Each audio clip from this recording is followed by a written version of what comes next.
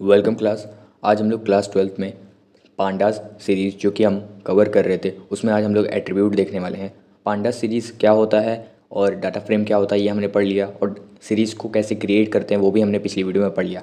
आज हम लोग पढ़ने वाले हैं एट्रीब्यूट्स ऑफ पांडास सीरीज़, यानी पांडास सीरीज़ के क्या क्या एट्रीब्यूट्स हैं, कौन कौन से एट्रीब्यूट्स को हम कैसे यूज़ कर सकते हैं, उनका क्या यूज़ है, वो आज की वीडियो में हम लोग पढ़ने वाले हैं। तो वीडियो को तुरंत आगे बढ़ते हैं।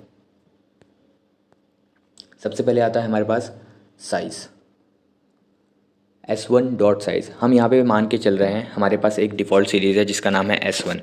ये हमारी एक सीरीज़ है, तो हम आप S1 की जगह आप अपनी सीरीज़ का नाम लिखिएगा, जो भी जिस भी नाम से आप सीरीज़ बना लें। मान लो आप S2 नाम से बना रहे हो या S3 नाम से बना रहे हो या भाई किसी भी नाम से बना लो, मान लो अपने नाम से ही बना लो, मान लो रामू नाम से आपने बनाया तो आप वो ले सकते हो। तो मैंने यहाँ पे एक बाय डिफ़ॉल्ट सीरीज़ बनाई है जिसका नाम है S1, तो इसी को हम इस पूरी वीडियो में देखने वाले हैं। ओके, तो सबसे पहले हमारे पास आता है साइज़, S1 डॉट साइज़। इसमें क्या होता है, इंडिकेट्स नंबर्स ऑफ वैल्यूज़, यानी अगर आपकी सीरीज़ में 10, 20, 30, 40 इतनी वैल्यूज़ आपने डाल रखी है, तो जब आप साइज़ डालोगे तो सारी वैल्यूज़ दे देगा। नंबर्स ऑफ वैल्यूज़, कितनी वैल्यूज़ हैं इसमें, वो आपको दे देगा।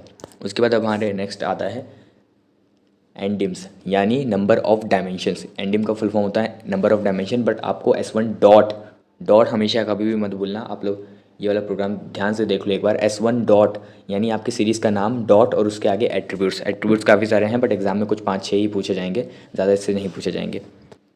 ओके, तो एंडिम क्या करता है, ऑलवेज वन इन सीरीज़। अब हमेशा वन सीरीज़ में क्यों रहेगा, बिकॉज आप सभी को याद होगा हमने पढ़ाया था सीरीज़ हमेशा वन डायमेंशनल स्ट्रक्चर होता है, इसलिए सीरीज़ में जितने भी नंबर ऑफ डायमेंशन रहेंगी वो हमेशा वन ही रहेगी। आपसे एग्जाम में कभी भी पूछ ले, बिना सोचे समझे सीरीज़ में वन डायमेंशनल डाल देना और डाटा फ्रेम में टू डायमेंशनल डाल देना। ओके, नेक्स्ट पे चलते हैं जो कि है हमारा S1 dot index. S1 dot index क्या है, इंडेक्स ऑफ सीरीज़, यानी आपकी सीरीज़ में जो भी इंडेक्स है, बाय डिफ़ॉल्ट आपकी सीरीज़ में मान लो 4 वैल्यूज़ हैं, तो 0, 1, 2, 3 ये आपके इंडेक्स होंगे। बट अगर आपने कोई इंडेक्स दे रखे हैं, मान लो आपने इंडेक्स दे रखे हैं 30, 90, 80, 70, तो उस हिसाब से आपके इंडेक्स भी शो कर देगा। उसके बाद आती है S1 dot values, values of the series.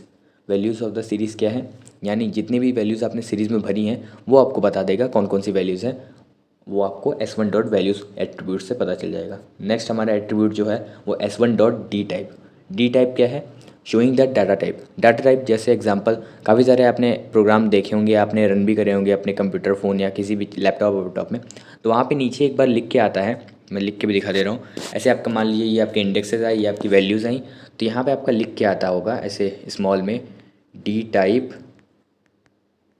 Int 64, ऐसे करके आपका लिख के आता होगा, आपने देखा होगा ज़रूर से, तो आपको पता होगा। इसको मैं सबसे पहले हटा देता हूँ, इसको छोटे में मैं लिख के आपको दिखाता हूँ। आप में छोटा सा यहाँ लिखा होता होगा डी टाइप, ऐसे कुछ लिखा रहता होगा, इंट 64 आपकी इंट वैल्यूज़ है, नहीं तो फ्लोट 64 आपका लिख के आता होगा, या 32 फ्लोट 34, ऐसे काफ़ी सारी चीज़ें आपकी लिख के आती होंगी। तो उसे हम कहते हैं डी टाइप, यानी डाटा टाइप। आपने अगर सारी वैल्यूज़ इंटीजर में भरी हैं तो हमेशा इंट 64 देगा। आपने अगर वैल्यूज़ फ्लोट में भरी हैं तो फ्लोट दे देगा। बूलियन भरी है तो अलग देगा। अलग अलग तरीके से आप वैल्यूज़ भरोगे तो अलग अलग तरीके से आपको डी टाइप मिलेंगे। 64 एंड 32 का भी आपको ध्यान रखना पड़ेगा। ओके, अब हम लोग नेक्स्ट एट्रीब्यूट पे चलते हैं जो कि है हमारा S1 डॉट एन बाइट्स। ये समझने वाला क्वेश्चन है, इसमें थोड़ा सा कैलकुलेशन आती है।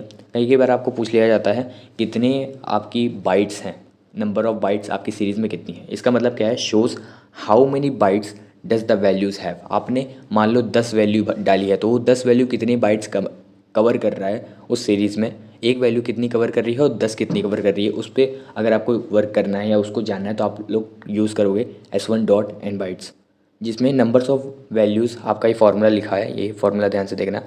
Numbers of values multiplied by 8, एक वैल्यू आपकी जो है 8 नंबर ऑफ बाइट्स काउंट करती है। उसी हिसाब से मान लो अगर आपके पास 10 वैल्यूज़ हैं आपकी सीरीज़ में, आपने 10 वैल्यूज़ फिल करी 1 2 3 4 5 6 7 8 9 10, तो उस हिसाब से 10 इंटू 8 करोगे तो आपका नंबर ऑफ बाइट आ जाएगा 80, यानी 80 बाइट्स आपकी सीरीज़ कैरी कर रही है। उसके बाद जाते हैं हम लोग number of S1 dot shape पे। S1 डॉट शेप क्या है, वो आपका नंबर ऑफ एलिमेंट्स बता देगा, यानी अब हमेशा ये क्या फॉर्म में बताता है, रोज़ एंड कॉलम्स के फॉर्म में बताता है। अब देखो हमारे पास कॉलम्स तो है नहीं, ठीक है, मैं सिंपली बताता हूँ आपको अच्छे से। आपको ये ऐसे देगा, यहाँ पे एक नंबर होगा, मान लो यहाँ 5 होगा, यहाँ पे होगा 4, ये आपका जो होगा ये हमारी रो होगी, ये हमारा कॉलम होगा। हमारे पास रो तो रहेगा बट हमारे पास कॉलम सीरीज़ में नहीं रहता, तो हम इसको नहीं गिनेंगे। आपको बस जितनी भी आपके पास रोज़ हैं, मान लो आपने 10 वैल्यूज़ डाली, 1 2 3, मान लो 4 वैल्यूज़ डाली हैं, तो 1 2 3 4 आपका ऐसे ब्रैकेट में आएगा और ऐसे 4, उसके बाद कॉमा, थोड़ा सा स्पेस छोड़ के आपको ब्रैकेट बंद कर देना है। ये आपका आंसर हो जाएगा इसको, जो भी क्वेश्चन होगा आपका। मान लो 4 वैल्यूज़ का है तो 4 आ जाएगा, 4 कॉमा, उसके बाद स्पेस छोड़ के ब्रैकेट इन्वर्टेड कॉमा आपको, सॉरी, ब्रैकेट आपको बंद और ओपन कर देना है। उसके बाद आता है हमारा नेक्स्ट एट्रीब्यूट जो कि है s1.empty। s1 क्या है हमारा? s1 हमारी सीरीज़ है जो कि हम लोग आज की वीडियो में यूज़ करने वाले हैं। एक एम्प्टी सीरीज़ है मान लीजिए। अब इसमें अगर एम्प्टी सीरीज़ है, मान लीजिए आपने बस सीरीज़ बनाई और उसमें कोई भी वैल्यूज़ फिल ही नहीं करी, कोई भी वैल्यूज़ फिल नहीं करी है, तो उसमें उस केस में क्या होगा, ट्रू और फॉल्स की वैल्यूज़ आएंगी। यानी अगर आपने एम्प्टी डाला हुआ है और आपकी सीरीज़ में भी कोई वैल्यू नहीं है, आपकी सीरीज़ बनाई आपने और उसमें कोई भी वैल्यू फिल ही नहीं करी, बिल्कुल फिल नहीं करी, तो उसमें क्या, उसमें अगर आप s1 डॉट साइज़ यूज़ करेंगे तो उसमें क्या आएगा, ट्रू आएगा, बिकॉज आपकी सीरीज़ एम्प्टी है और आपने एम्प्टी यूज़ भी किया है। मान लीजिए आपने अगर कोई वैल्यूज़ भरी, मान लीजिए 1 2 3 4 5, आपने 5 वैल्यूज़ भर रखी हैं ऑलरेडी, तो आपका फॉल्स आ जाएगा कि ये एम्प्टी नहीं है। उसके बाद हमारा नेक्स्ट आता है हैज़ नैन्स। हैज़ नैन्स क्या होता है, अगर इसमें नॉन नैन वैल्यूज़ हैं तो ट्रू दे दो, नहीं है तो फॉल्स दे दो। मान लो आपने अपनी सीरीज़ में 1 2 3 4 भरा है, आपने कोई भी नॉन वैल्यूज़ नहीं दी हैं, नैन वैल्यूज़ नहीं दी हैं, तो हमेशा आपका फॉल्स आएगा कि इसमें नैन वैल्यूज़ है ही नहीं, इसमें has no NaN values. Okay, but अगर आपने नैन वैल्यूज़ दे रखी हैं अपनी सीरीज़ में तो ये आपका हमेशा ट्रू देगा, क्योंकि आपकी एक भी नैन वैल्यूज़ को काउंट करने के बाद ये आपको दे देगा ट्रू, और अगर एक भी वैल्यूज़ नहीं है तो आपको दे देगा फॉल्स। ओके, होप आप सभी को आज का जो हमारा एक्सप्लेनेशन है समझ में आया होगा, एंड जितने भी हमारे ये एट्रीब्यूट्स हैं वो आप सभी को समझ में आ गए होंगे। अगर वीडियो अच्छी लगी हो तो लाइक ज़रूर करना। नोट्स आप सभी को टेलीग्राम पे मिल जाएंगे, टेलीग्राम चैनल ज्वाइन कर लेना, डिस्क्रिप्शन और अबाउट सेक्शन में आपको लिंक मिल जाएगा। मिलता है आप सभी को नेक्स्ट वीडियो में, तब तक के लिए take care everybody, bye bye, जय हिंद, जय भारत।